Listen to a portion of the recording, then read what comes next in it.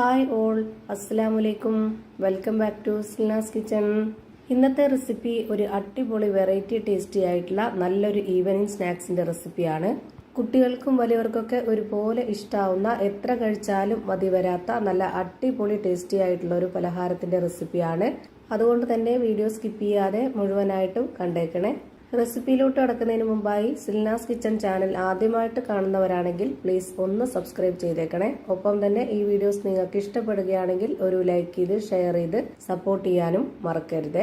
ഇനി നമുക്ക് ഇതെങ്ങനെയാണ് തയ്യാറാക്കുന്നതെന്ന് നോക്കാം. ഇതിനായി ആദ്യം തന്നെ ഒരു സബോള ഈ ഒരു വലുപ്പത്തിൽ കട്ട് ചെയ്തിട്ട് ഒരു പാത്രത്തിലേക്ക് ഇട്ട് കൊടുക്കുന്നുണ്ട്. ഇനി ഒരു ഉരുളക്കിഴങ്ങും ഒരു പകുതി ക്യാരറ്റും തൊലിയൊക്കെ കളഞ്ഞതിന് ശേഷം നല്ലപോലെ കഴുകിയെടുത്തിട്ട് ഗ്രേറ്ററിന്റെ ചെറിയ ഹോളിലൊന്ന് ഗ്രേറ്റ് ചെയ്തിട്ട് ഇതിലേക്ക് ഇട്ട് കൊടുക്കാം. ഈ ഒരു രീതിയിൽ തന്നെ നമ്മൾ ഇതിനെ ചെയ്തെടുക്കുമ്പോഴാണ് ഈ പലഹാരത്തിന് പ്രത്യേകമായിട്ട് കാണാനൊരു ഭംഗിയും നല്ല ടേസ്റ്റൊക്കെ ഉള്ളത്. ഇനി നമുക്ക് ഇതിലേക്ക് വേണ്ടത് തേങ്ങയാണ്. തേങ്ങ നമ്മൾ ചിരകി എടുത്തതിന് ശേഷം അതൊന്ന് ചെറിയ മിക്സിയുടെ ജാറിലേക്ക് ഇട്ട് കൊടുത്തിട്ട് ഒന്ന് ക്രഷ് ചെയ്തെടുക്കണം. എന്നിട്ടാണ് ഇതിലേക്ക് ഇട്ട് കൊടുത്തിട്ടുള്ളത്. 1.5 ടേബിൾ സ്പൂൺ അളവിലാണ് തേങ്ങ ഇട്ട് കൊടുത്തിട്ടുള്ളത്.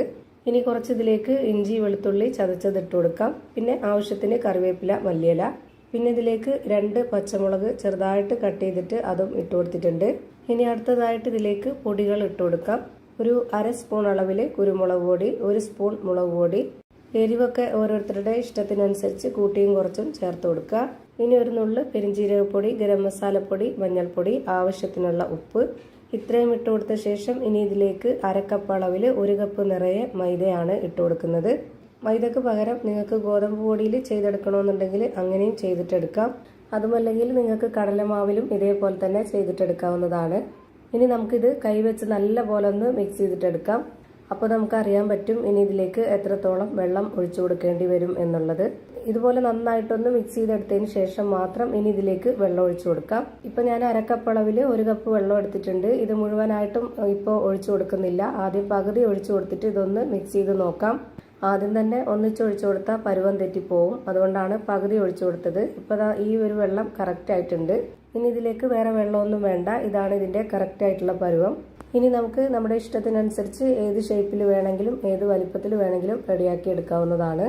ഞാനിപ്പോൾ ഇതിൽ നിന്ന് കുറച്ചെടുത്തിട്ട് കയ്യിലൊന്ന് ബോൾസാക്കി എടുത്തതിന് ശേഷം കയ്യിനകത്ത് വെച്ചിട്ട് ഒന്ന് പ്രസ് ചെയ്ത് കൊടുത്തിട്ട് അതിനുള്ളിലേക്ക് ഒരു ഹോൾ ഇട്ട് കൊടുത്തതിന് ശേഷം ഇതുപോലെ ചീസ് വെച്ച് കൊടുക്കുന്നുണ്ട്. ചീസ് ചെറുതായിട്ടൊന്ന് കട്ട് ചെയ്തിട്ട് ഈ ഒരു വലിപ്പത്തിലാണ് വെച്ച് കൊടുത്തിട്ടുള്ളത്. ഇത് നിർബന്ധമൊന്നുമില്ല, ഓരോരുത്തർക്കും ഇഷ്ടമുള്ളതിനനുസരിച്ച് വെച്ച് കൊടുത്താൽ മതി. ചീസ് ഇഷ്ടമുള്ളവർക്ക് ചീസ് വെച്ച് കൊടുത്തിട്ട് ചെയ്തെടുക്കാം, അല്ലാത്തവർക്ക് അതില്ലാതെ ചെയ്തെടുക്കാം. അതൊക്കെ ഓരോരുത്തരുടെ ഇഷ്ടം. ഞാനിപ്പോൾ ഈ ഒരു ഷേപ്പിലാണ് ഇതിനെ റെഡിയാക്കി എടുത്തിട്ടുള്ളത്. ഇനി ഇതുപോലെ തന്നെ ഒരെണ്ണം കൂടെ ചെയ്ത് കാണിക്കാം. ആദ്യം ഇതിൽ നിന്ന് കുറച്ചെടുക്കുക. കയ്യിൽ വെച്ച് ഇതുപോലെ ഒന്ന് ബോൾസ് ആക്കിയതിന് ശേഷം പിന്നെ കൈയുടെ അകത്ത് വെച്ചിട്ട് നമ്മൾ ഇതുപോലെ ഒന്ന് പ്രസ് ചെയ്ത് കൊടുക്കുക. അതിനുള്ളിലേക്ക് ഒരു കുഴിയാക്കി കൊടുത്തതിന് ശേഷം ഒരു പീസ് ചീസ് വെച്ച് കൊടുക്കുക. ഇനി ആ ഒരു ചീസ് ഉള്ളിലാവത്തക്ക രീതിയിൽ നല്ല പോലെ ഇതൊന്ന് ബോൾസ് ആക്കി എടുത്തതിന് ശേഷം കയ്യിൽ വീണ്ടും ഒന്ന് പ്രസ് ചെയ്ത് കൊടുക്കുക. എന്നിട്ട് ഈ ഒരു ഷേപ്പിൽ റെഡിയാക്കി എടുക്കണം. ഇതേപോലെ തന്നെ എല്ലാം റെഡിയാക്കി ഒരു പാത്രത്തിലേക്ക് മാറ്റിയിട്ടുണ്ട്. ഇനി ഇതുപോലൊരു പരന്ന പാൻ എടുത്തിട്ട് ഫ്ലെയിം ഓൺ ആക്കി കൊടുത്തിട്ട് കുറച്ച് ഓയിൽ ഒഴിച്ചു കൊടുക്കാം. ഓയിലൊന്ന് നന്നായിട്ട് ചൂടായിട്ട് വരുമ്പോൾ ഒരു മീഡിയം ഫ്ലെയിമിലേക്ക് മാറ്റണം. എന്നിട്ട് ഇതിലേക്ക് ഓരോന്നോരോന്നായിട്ട് വെച്ച് കൊടുത്ത ശേഷം അത് നമുക്ക് ഫ്രൈ ചെയ്തിട്ടെടുക്കാം. ഇത് നമ്മൾ ഒരുപാട് എണ്ണ ഒഴിച്ചു കൊടുത്തിട്ട് മുങ്ങി ഫ്രൈ ആവുന്ന രീതിയിൽ നമ്മൾ ഫ്രൈ ചെയ്തെടുക്കരുത്. അങ്ങനെ ആകുമ്പോൾ ഇത് പൊട്ടി അതിൻ്റെ ഷേപ്പൊക്കെ വിട്ടുപോകും. ഇതുപോലെ നമ്മളൊരു പരന്ന പാൻ എടുത്തിട്ട് അതിലേക്ക് കുറച്ച് എണ്ണ മാത്രം ഒഴിച്ചു കൊടുത്തതിന് ശേഷം ഇതുപോലെ ഒന്ന് ഫ്രൈ ചെയ്തെടുക്കുക. ഞാനിപ്പോൾ ഇതിന് മുകളിലേക്കായിട്ട് ഓരോ പീസ് ചീസും കൂടെ വെച്ച് കൊടുത്തിട്ടുണ്ട് എല്ലാത്തിലും. ഇപ്പോൾ ഇതിൻ്റെ ഒരു സൈഡ് വെന്ത് കിട്ടിയിട്ടുണ്ട്. ഇനി ഇതെല്ലാം നമുക്കൊന്ന് തിരിച്ചിട്ട് കൊടുക്കാം. അതുപോലെ ഇത് ആദ്യം തന്നെ ഒരു ഫ്ലെയിമിൽ വെച്ച് കൊടുത്തിട്ട് ആ ഒരു ഫ്ലെയിമിൽ തന്നെ നമ്മൾ ഇത് എത്ര എണ്ണമാണോ ഫ്രൈ ചെയ്തെടുക്കുന്നത് അത്രയും വരെ ആ ഒരു ഫ്ലെയിമിൽ തന്നെ വെച്ച് കൊടുക്കുക. എങ്കിലേ ആ ഒരു കറക്റ്റ് പരുവത്തിൽ ഇത് വെന്ത് കിട്ടുള്ളൂ. ഇപ്പോൾ എല്ലാം ഫ്രൈ ആയി കിട്ടിയിട്ടുണ്ട്. ഇനി നമുക്കിത് പാത്രത്തിലേക്ക് മാറ്റാം. ഇപ്പോൾ അടിപൊളി വെറൈറ്റി ടേസ്റ്റി ആയിട്ടുള്ള ഒരു നല്ല പലഹാരമാണ് റെഡിയായി കിട്ടിയിട്ടുള്ളത്.